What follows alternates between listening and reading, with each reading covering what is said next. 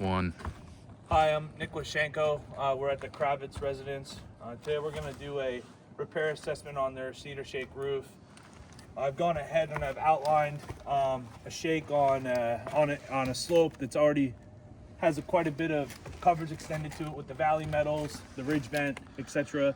So we're going to do a repair assessment on this shake.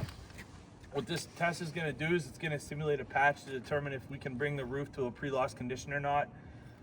The current scope has us replacing probably over 100 shakes on this roof. So this test is going to help us determine if we can do the repair that the insurance scope has, or if we're going to need to do a replacement instead.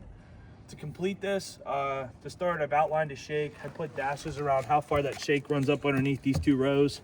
I'm going to use my nail removal tool, insert it underneath the shake. I'm going to remove, and I'm going to pull all 4 nails out. There's 1 here indicated by these dots, and then 2 more up here indicated by these dots, and there could even be potentially more. There's a couple face nails right here. So I'm going to use this tool. I'm going to hook the nail, and I'm going to back the nail out. What we're looking for during the removal of the fasteners is every shake is installed per CSSP standards in Maryland. It's a row of shakes and then a row of interlayment, and that keeps going up the entire roof. The interlayment is the waterproofing system, which makes the cedar shake a pretty viable, safe roofing option. So if we back the nail, when we go to back the nails out, if we see compromise in the interlayment, that's damage that would require us to replace the entire horizontal row. So one thing we're going to look out for is if I back these nails out and I see consistent interlayment damage on all the fasteners, that would indicate the roof isn't repairable, because if I pull one out, I need to replace the entire row. Then I work up to the next one, I have to pull those nails out and do the exact same thing. So if we see consistency there, typically we can't repair the shake.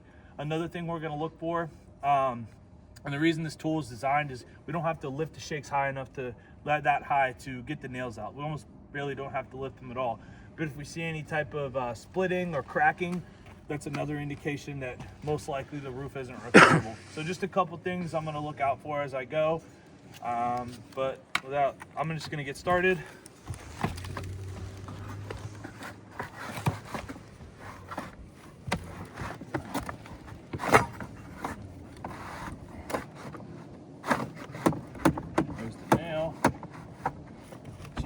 Get my tool up past the nail, come down and hook it like that.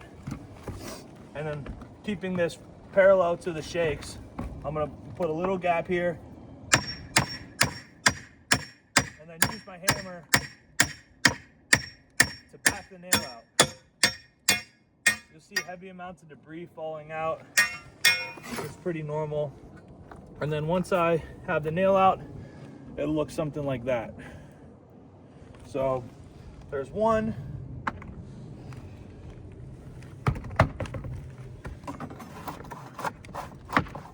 There's the nail. It's up there.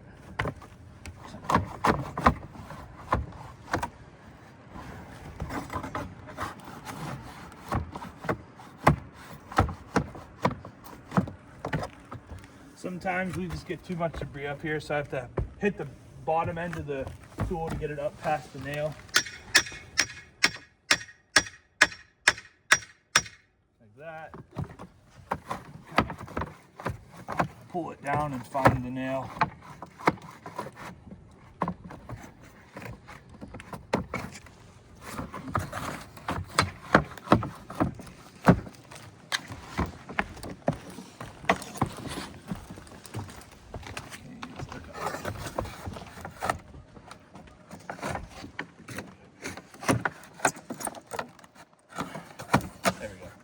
So, like I was saying about that interlayment, there's the piece from that first nail. So the interlayment's compromised right where that nail head was.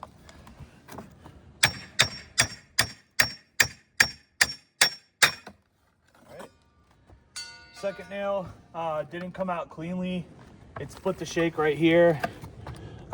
Additionally, it probably compromised the interlayment. I won't be able to tell until I remove the shake. But the first row of nails are out. Here's more pieces of the interlayment, which again, this is the waterproofing system on the shake. So just backing those 2 nails out, I need to replace the entire horizontal row. There's no CSSB guideline that talks about patching an interlayment. It's not an acceptable repair method. So something to keep in mind. So because you tear the underlayment, you have to do the whole course. Yeah, you have to do the entire row. Got it.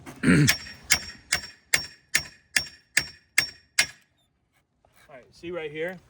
So what happens is if the shakes, their tensile strength is too low. Instead of this nail pulling out, it's just gonna tear through. So this completely tore this entire shake the whole way down. So I need to replace this shake because, like I said earlier, if they crack like this, you're compromising the integrity of the shake.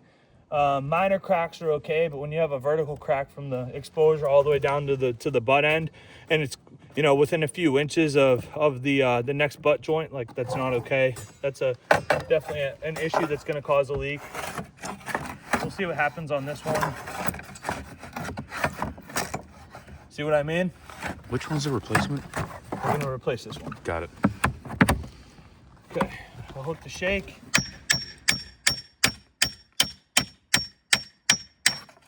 See, we weren't even trying to remove the shake from the roof, but when the strength of the wood isn't good, again, I was going to get this nail out right here and ended up just pulling the shake out from this nail right here. So now I have a fastener that's stuck in the roof, probably about right here, that I'm going to need to get out before I were to do any patchwork on this shake. So let's see. Looks like we have one more course of nails in there. Is it 6? Yeah. Well, there's a building code that talks about roof recover. So on a shake, you can do a roof recover, which is a face nail. This roof's already had one. Code also says that you can't do a roof recover more than once. So technically, if you're following that building code, you're not even allowed to repair this roof because it's already had a roof recover on it. Oh, you mean the mixed match shingles. I got you. It's more about the face nails. I see. So here's that inner layment, like I said earlier.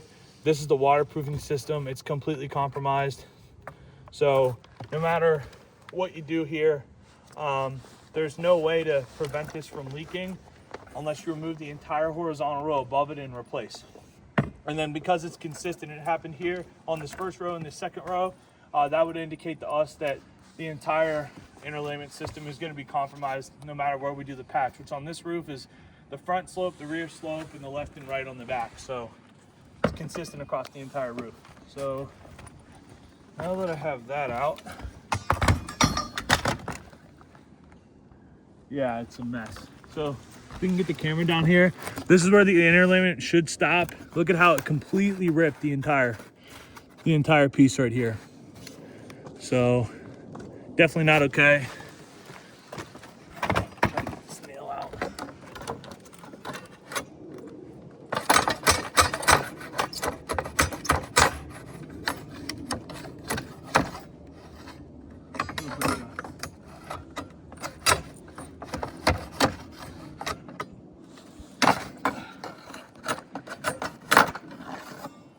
So there's a fastener that was about halfway out, and then obviously the shake ripped and just came out, so we weren't able to get it. So I'm gonna try to hook it with my hammer.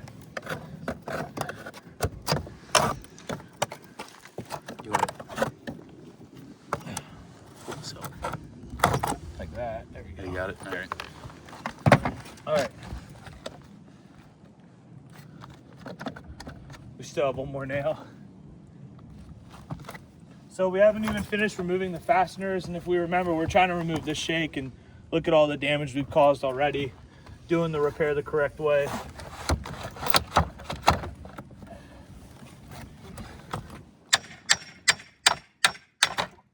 I believe same thing just happened to the fastener, just sheared right through the shake. Yep. So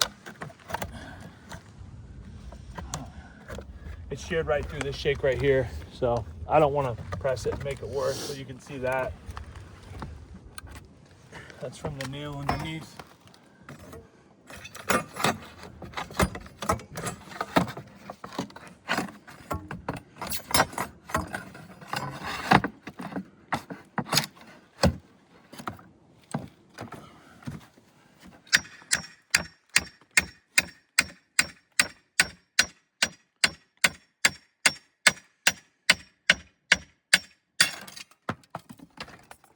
So I just broke another shake, removing that fastener as well. So just pulling out one shake is going to damage 3 in the process. It's additionally going to compromise both rows of interlayment. There's another example of the interlayment right there. At this point, we're going to do a temporary repair and put everything back in and try our best to seal it and get this to the insurance company as soon as possible. Clearly, this roof isn't in a repairable condition. As a restoration contractor, if we're going to do a repair, it's our job and our duty to bring it to a pre-loss condition. We clearly can't do that at the Kravitz residence. So I'm going to do a temporary repair here and submit this video immediately. But Nick Washenko, have a great day. Thank you for your time.